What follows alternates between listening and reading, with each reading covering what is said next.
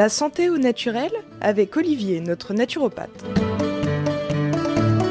Bonjour Olivier. Bonjour Hervé. Aujourd'hui, nous allons parler de la prévention, des préventions, même parce qu'il y en a plusieurs, pour la santé. Oui, tout à fait. En fait, c'était encore une question d'un auditeur qui s'inquiète. Effectivement, quand on a une carie, prendre rendez-vous chez le dentiste, c'est pas toujours facile dans notre région. Non, parce que si tu trouves un dentiste déjà, voilà, et qu'ils veulent bien te prendre, voilà, parce que bien souvent, on dit non, on ne prend pas de nouveaux patients. Hein. Voilà, puis en urgence, des fois, ils ne sont pas toujours disponibles non plus, même si c'est notre dentiste. Donc ça peut être une source d'inquiétude. Alors, je sais que pour le week-end, il y a toujours par département un dentiste qui est dans l'urgence, le week-end même. Oui, faut le trouver. Parce qu'il y a, il faut se renseigner. Voilà, faut le trouver. Moi, ça m'est arrivé une fois et je sais que j'ai appelé tous les dentistes de la région parce que j'avais une rage de dents. Et c'était chaud, hein, j'ai eu du mal à trouver. Et celui qui a accepté de me prendre, j'étais tellement content, je suis venu avec des fleurs pour le remercier. Quand on a mal aux dents, quand même, c'est chaud. J'espère que c'était une dame. Oui, c'était une dame, donc du coup, je suis venu avec un bouquet de fleurs. Elle m'a sauvé, parce que c'était chaud. Et on a le même problème aussi avec les lunettes. L'ophtalmologiste, pour avoir un rendez-vous, ça peut être aussi compliqué. Donc voilà, du coup, la naturopathie, par rapport à ça, en fait, on est en plein dans la définition de la naturopathie. La naturopathie, c'est la prévention. Il n'y a rien de tel que la prévention.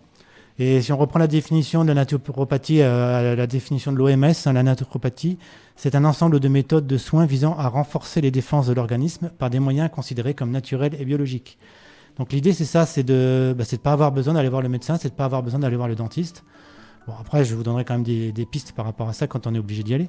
Mais l'idée, c'est ça, c'est vraiment de travailler notre santé pour pas avoir besoin pour pas se retrouver dans ce genre de situation. Donc pour faire simple, c'est ça la naturopathie, c'est l'art de rester en bonne santé et d'être acteur et responsable de notre santé en prenant soin de soi par donc des moyens naturels. Donc si je t'en crois, ce que tu dis, qui ménage sa monture va loin. Eh ben, c'est exactement ça.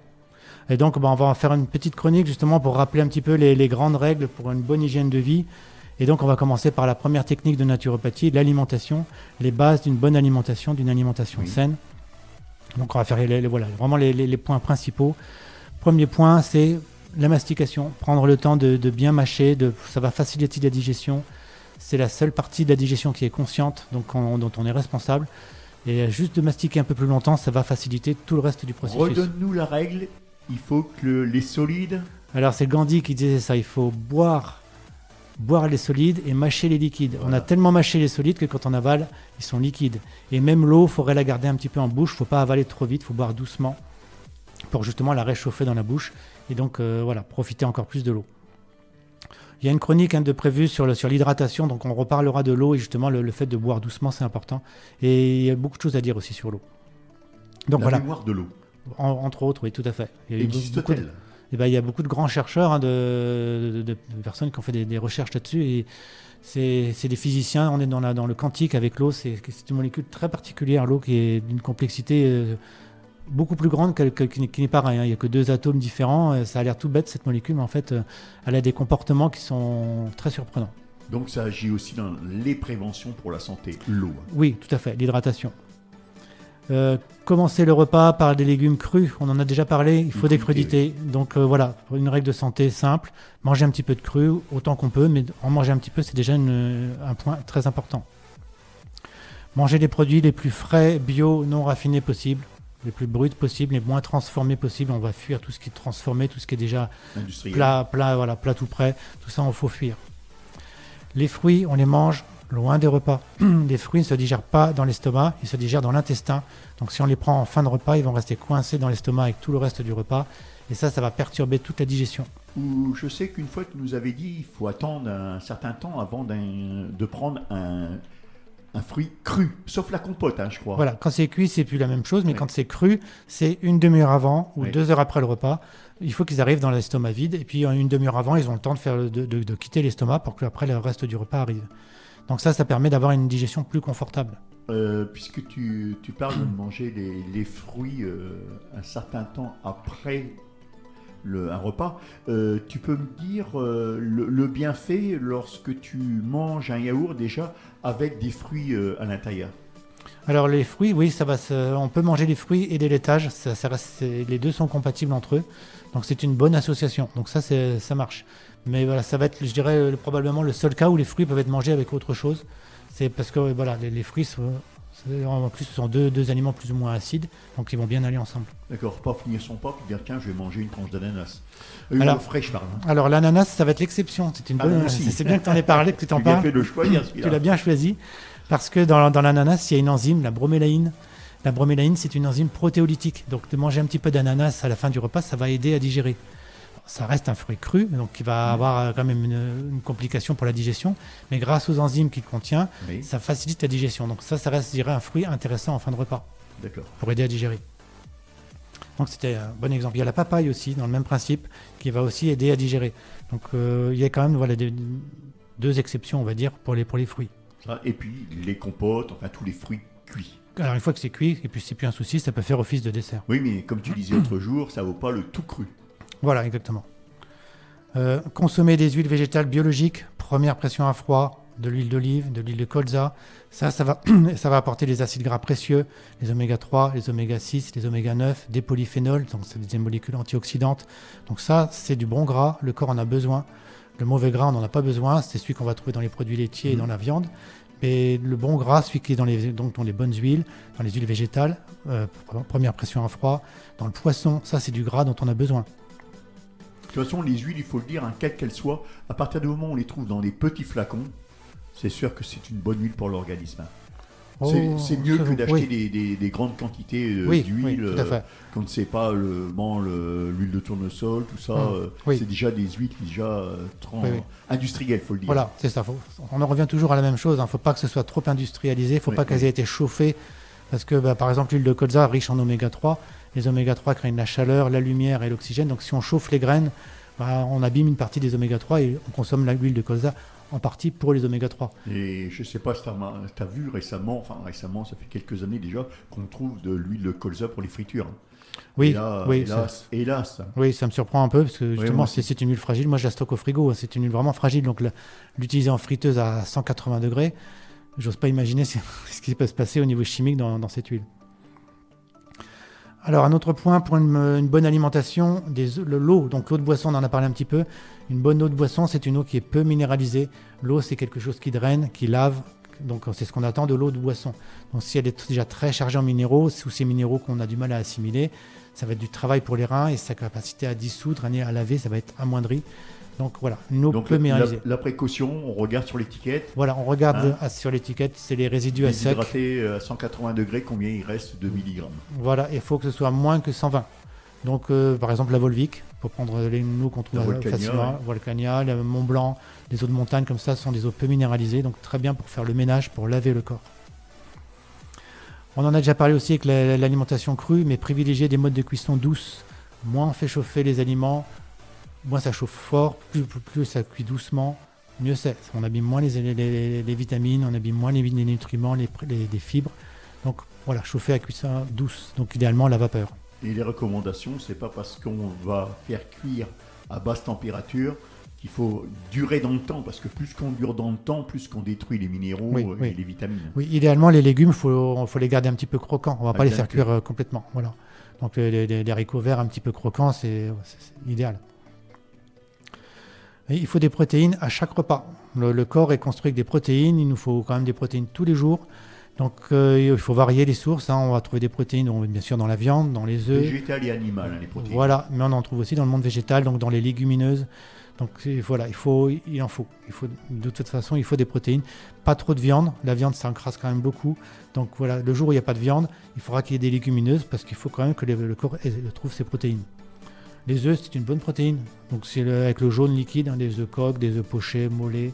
Ça, c'est une bonne source de protéines. Donc ça, manger des œufs, idéalement le matin. C'est le matin que c'est mieux. Pas le soir. Voilà, pas le soir. Encore un point pour une bonne alimentation, c'est limiter les aliments dévitalisants, c'est-à-dire le sucre, le lait de vache sous toutes ses formes, les excitants comme le café, le thé noir, les sodas, Coca-Cola pour le citer, les aliments raffinés, l'alcool, les aliments chimiqués, les graisses cuites, les plats industriels, les excès quantitatifs. Tout ça, ce sont des aliments qui dévitalisent, donc qui nous font perdre de la vitalité, qui nous font perdre de l'énergie. Donc on ne va pas se les interdire complètement, mais on va essayer de surveiller. Les boissons énergisantes, entre autres. Voilà, on en avait déjà parlé. Oui. Donc surveiller tout ça. Par contre, des aliments à privilégier, donc c'est peut-être intéressant de leur donner plus de place. Il y en a que j'aime beaucoup. Il y a l'ail, par exemple, l'oignon, l'échalote, le chou cru, par exemple, en salade, les lentilles, du persil, les aliments riches en antioxydants comme les herbes aromatiques, le curcuma, le gingembre, les fruits rouges, les baies de goji, tous ces fruits colorés, c'est plein d'antioxydants. Les graines de chia, les graines germées, tout ça, ça va être des aliments plein de bonnes choses. Donc ça, voilà, eux, il faut leur donner de la place, il faut les privilégier. Et donc, du coup, en même temps, surveiller tout ce qui va être carence, les carences en vitamines, les carences en minéraux. Donc voilà, les carences, c'est une source d'un moins bon fonctionnement du corps, forcément. Et donc, ça, c'est très important pour la prévention d'entretenir justement tout ça. Un bon moyen de limiter les carences, c'est de prendre un complément multivitamines, multiminéraux, le plus naturel possible, pour justement limiter les carences en vitamine B, les carences en antioxydants, en acides gras précieux, pour que l'alimentation soit plus facile. Surtout que là, on va arriver bientôt aux périodes où les étudiants vont passer des examens et on va en trouver plein sur le marché, là, tous ces boosters d'énergie, quoi. Voilà, tout à fait. Alors là, il y a les boosters d'énergie, mais c'est pas la même chose. Ça va être des peut être plantes. L'organisme comme le cerveau. Hein. Tout à fait. Mais souvent, les boosters d'énergie, ça va être du guarana, ça va être de la caféine, qui eux vont nous donner un surcroît d'énergie, mais ça va être au détriment de notre énergie de base. En fait, donc on a l'énergie, mais après on a une perte d'énergie assez comme importante. Les boissons énergisantes, voilà. Ça va de booster ça un certain temps, un laps de temps. Et après, on le paye en fait. Donc il y a des plantes adaptogènes qui vont être plus douces dans leur effet, mais qui vont justement nous aider à gérer mieux le stress. Donc pour les examens, elles seront plus intéressantes que ce genre de choses à base de café. Donc voilà, ça c'était les bases d'une bonne alimentation. Après, la bonne santé, ça va être aussi l'hygiène. Donc l'hygiène à tous les niveaux. Il n'y a pas que l'hygiène de la peau avec la douche. Il y a par exemple l'hygiène buccale, justement on parlait des caries, donc bien prendre soin de l'hygiène de la bouche. Donc ça veut dire un brossage des dents régulier, mais pas que ça. On peut faire par exemple, justement en cas de caries, pour aider à attendre en attendant d'aller voir le dentiste, c'est de faire des bains de bouche avec de l'huile d'olive. Des clous de girofle. Et on peut mettre un clou de girofle, mais on peut aller plus loin que le clou de girofle en mettant de l'huile essentielle de giroflier, de clou de girofle. Donc on peut faire par exemple, moi c'est ce que j'avais fait quand j'avais eu cette rage de dents, c'est que c'était 2 cuillères à soupe d'huile d'olive et j'avais mis 2 gouttes d'huile essentielle de giroflier. Et on brasse ça dans la bouche pendant 10 minutes, un quart d'heure.